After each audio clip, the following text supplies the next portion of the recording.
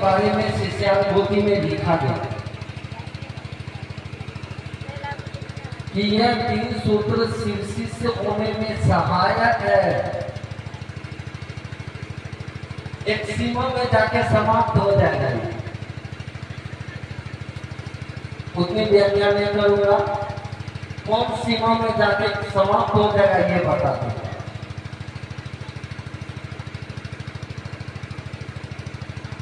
हमारा आपका शरीर या शिव से बनी हुई ये दुनिया उस परमात्मा से, उस महागुरु महादेव से, महेश्वर से बनी हुई ये दुनिया 5 तत्वों से बनी है। मानस में तुलसीदास ने लिखा है इन चीजों को, क्षितिजल पावक गगन समीरा पंच रचित या अधम शरीरा। 5 तत्व से यह हम पूरी दुनिया ही बनी हुई है। और यहाँ पर जितना भी सामान हमको आपको दिखता है वो तत्व से बाहर नहीं है।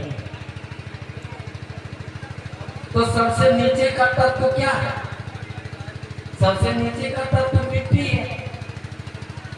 फिर उससे ऊपर उठिएगा तो जल है, उससे ऊपर उठिएगा तो अग्नि है, उससे ऊपर उठिएगा तो वायु है, और सबसे अंतिम में क्या है? आकाश। लेकिन एक बात ध्यान रखिए, ये वो आकाश शिव नहीं है। आकाश तत्व से बहुत ऊंचा है, जिसकी हम आप परिकल्पना भी नहीं है, हमको आपको हम सोच भी नहीं सकते हैं वहां से। तो जो धरती की चीजें हमको आपको मिली है, जो शिव से जुड़ना है, वो हमको आपको 5 तत्वों तक ले जा सकता। यही बात मैं भाई अशोक से ये किया था कि ये शिष्यानुभूति की वो लाइन को ध्यान करिएगा तो वहां लिखा हुआ है कि 3 सूत्र शिव शिष्य होने में सहायक है। ये पूर्णता में नहीं है, ये सहायक है। हमको आपको कुछ दूरी तक अभी बोले गए कि वो माइलस्टोन, मतलब जहां तक वो माइलस्टोन है वहां तक ही आप सही से जा पाओगे। आगे जाने के लिए आप कौन से माइलस्टोन है ही नहीं। अब क्या करिएगा? ये 3 सूत्र हमको आपको एक लेयर में ले जाके आकाश तत्व तक ले जाएगा, बिल्कुल ले जा सकता। लेकिन वहां के बाद अब कैसे जाएंगे? अब वहां के बाद हमको आपको जाने के लिए साहब बता गए हैं कैसे जाओगे, समझ में नहीं है। साहब का अंतिम स्लोगन को ध्यान करिएगा भैया। वो क्या बोल रहे हैं कि हमारे नजदीक तो तू बॉडी से तो काम चलेगा नहीं, तो तू सूत्र करके मेरे पास आओ। उसके बाद क्या कर रहे? आओ, वहां कौमा है, रुको, मेरे पास आके ठहरो, ये सूत्र तुमको मेरे करीब कर देगा। फिर लिखे आओ चले शिव की ओर। अब वहां से सूत्र का काम खत्म हो गया। अब साहब को आपको वहां से शिव की ओर लेकर चलेंगे। और ये चीज शिष्यानुभूति में लिखा हुआ है। मैंने सोचा था कि अशोक इसकी क्या कर देंगे, साले हम ढूंढते नहीं करेंगे, हम अपना उठेंगे चुपचाप करेंगे। ये काटछाट के बाबू साहब बहुत तेज निकले, फूल हो गए कि जैसे इन्हें घुमा देते हैं और निकलेंगे। इसलिए मैं सवाल लेते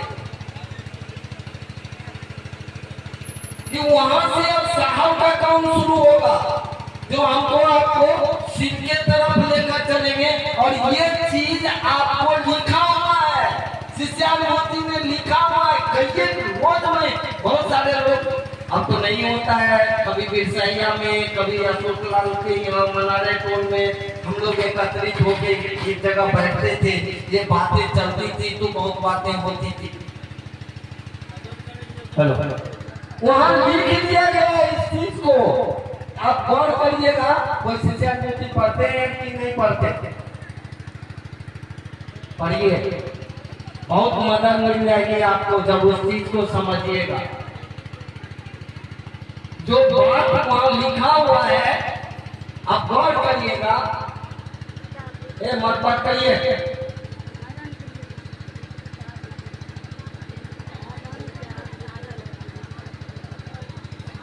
मेरी नजर घूमती रहती है भैया, मेरे अपने ही लोगों पर नजर घूमती है। आप बतियाइएगा तो हम काट के भाग जाएंगे, तुरंत उड़ेंगे, तो डर लीजिए। वहाँ लिखा हुआ है शिष्यानुभूति में, जो बाद में हमको आपको साहब बोध कराए हैं शरीर छोड़ने से पहले, कोविड के शुरू होने से पहले, आओ चले शिव की ओर। और ये चीज आपको शिष्यानुभूति में लिखा हुआ है। कितना लोग हम आप समझते थे, मैं भी नहीं समझता था, अब समझता था। वहाँ लिखा हुआ है वाणी शब्द और मौन व्याख्यान की सीमा से परे एक शिष्यात्मा की परमात्मा से अनूठी सुनिश्चित करनी होती है। मतलब अब सूत्र आपके पास कोई काम की चीज नहीं रही। अरे भैया छत पर चढ़ने के लिए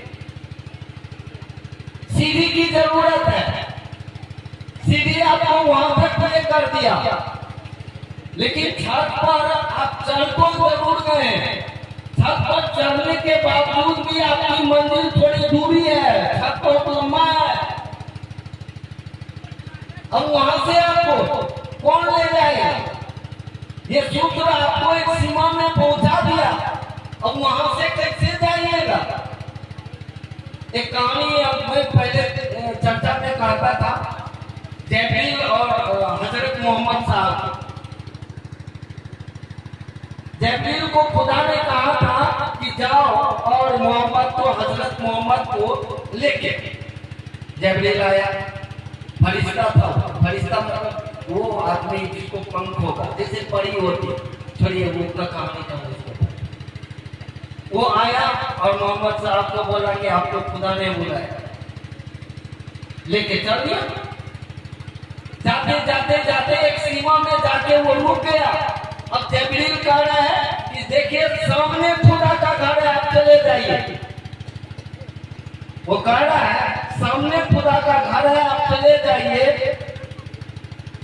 मोहम्मद साहब ने कहा कि यार इतना दूर तू ले आया, अब आगे नहीं जाए। उसने कहा नहीं, इससे आगे मैं जाऊंगा तो मेरे दोनों पंख जल जाएंगे, इससे आगे चलने का मुझे परमिशन ही नहीं है। आप गौर करिए कि मुझे ये बात क्यों बोलना पड़ रहा है। हम लोग फड़फड़ाने लगे हैं ज्यादा, हम लोग अपने आप को समझने लगे हैं कि हम शिष्य हो गए। अरे भैया थोड़े और विचार करो ना कि जिस आदमी ने इस दुनिया में इस काम को शुरू किया, मैंने देखा है पारस हॉस्पिटल से लेके और पद तक अंतिम क्षण तक उनको अपना आदमी और उनका गुरु सामने दिखता था। जो कभी अच्छे लोग मिलने जाते थे, मेरे आदमी बाहर में, थोड़ा उनको देखिए ना। ये भैया तू अपने आप को क्या समझ रहा है? थोड़ा सा हमको आपको अपने क्रियाकलाप पर विचार करना चाहिए कि हमारे आपके क्रियाकलाप पर राधा या कौन बोल रही थी, कोई छूटे नहीं, कोई टूटे नहीं, अनिता बोल रही थी। बिल्कुल सही है कि हमारे आपके किसी भी क्रियाकलाप से कोई एक व्यक्ति अगर अलग होता है तो साहब की उस वाणी को याद करिए, मेरे महादेव के शिष्य और महादेव गुरु के बीच में कोई भी होगा तो वह होगा हरिनारायण। उसके सिवा अगर किसी ने कदम रखा तो मेरे कोप भाजन का भागी होगा। आज हम लोग थोड़ा बहुत गड़बड़ हो जाते हैं, जिससे हमारी आपकी लौकिकता प्रभावित होने लगती है और हम लोग गिरने लगते हैं और एक दूसरे के पास जाके गिरने लगते हैं। महादेव दया नहीं करे। अभी किसी व्यक्ति पर मैं बोल रहा था, बहुत भाषण करता है, बोलो थोड़ा नाम शिवाय करेगा, नाम नहीं बोलो। ये शिव चर्चा भाषणबाजी नहीं है, ये जैसे जैसे ये आपके हमारे आपके मन दीक्षित होते हैं, मन जब दीक्षित होता है ना तो शिव के तरफ चलने के लिए कदम उठता है। लेकिन मन के दीक्षित हाँ दीक्षित के लिए शिक्षित के लिए मन के शिक्षित होने से हमारा आपका मन शिव के तरफ चलने के लिए विचार करता है। लेकिन ये मन से मात्र नहीं है, मन से इसको दिल में उतरना पड़ता है और दिल दीक्षित होता है। मन शिक्षित होता है तो दिल दीक्षित होता है। भाई साहब मन कभी दीक्षित नहीं होता है, मन शिक्षा लेता है लेकिन दिल दीक्षा लेता है, दिल दीक्षित होती है। और दिल जब दीक्षित हो गया अगर शिव की दिशा में, उस महागुरु महादेव की दिशा में, उस साहब श्री हरिंद्रानंद जी नीलमणि की दिशा में जैसे दिल दीक्षित हुआ वहां से हमारा आपका काम खत्म हुआ। अब वहां से साहब दीदी का था और जहां से हमारी आपकी शुरुआत हुई है इसलिए वहां लिखा गया कि ये 3 सूत्र शिव शिष्य होने में सहायक है। वहां भी साहब दीदी है कि मन को शिक्षित कर रहे, हमारे आपके मन को शिक्षित करते हैं शब्दों के द्वारा, वाणी के द्वारा, लिखे हुए शब्द जो किताबों में साहब ने हमको आपको दिया है उसके द्वारा तो शिक्षित भी कर रहे हैं। और एक ऐसा वक्त आता है ये सूत्र जिसमें साहब दीदी की दया की प्रवाह है, वो हमारे आपके दिल को दीक्षित करना शुरू करता है। और जिस दिन दिल दीक्षित हुआ ना सीधा साहब के पास हम आप पहुंचने लगे, दीदी के पास पहुंचते। अब वहां से साहब दीदी का काम है हमको आपको शिव से मिला देना।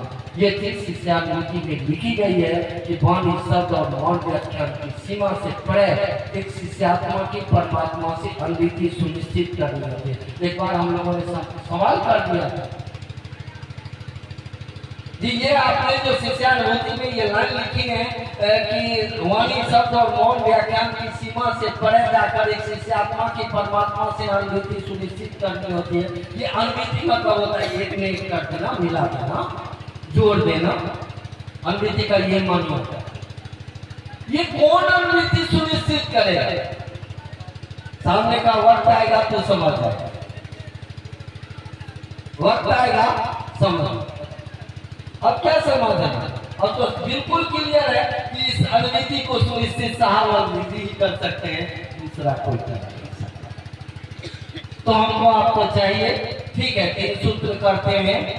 हमने अपने महादेव को देखा नहीं है, हमने अपने जिनको देखा है, जिनके कहने पर अपने मन को शिक्षित किया, उनके शब्दों के द्वारा हमारे आपके मन शिक्षित हुए, प्रभावित हुए उस शिक्षा से और धीरे धीरे हमारा आपका मन शिव के तरफ चला।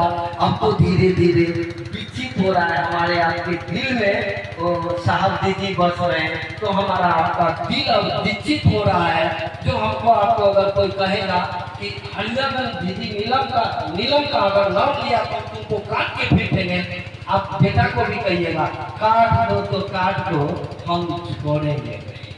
अब हमारा आपका दिल दीक्षित होने लगा है, तो जब दिल दीक्षित हो जाएगा ना तब हमारा आपका सारा खेल इस दुनिया में हो जाएगा। कोई पूर्व में बोल रहे थे ना लौकिक पारलौकिक मनोरथ, सब वही आपको सिद्ध हो जाएगा।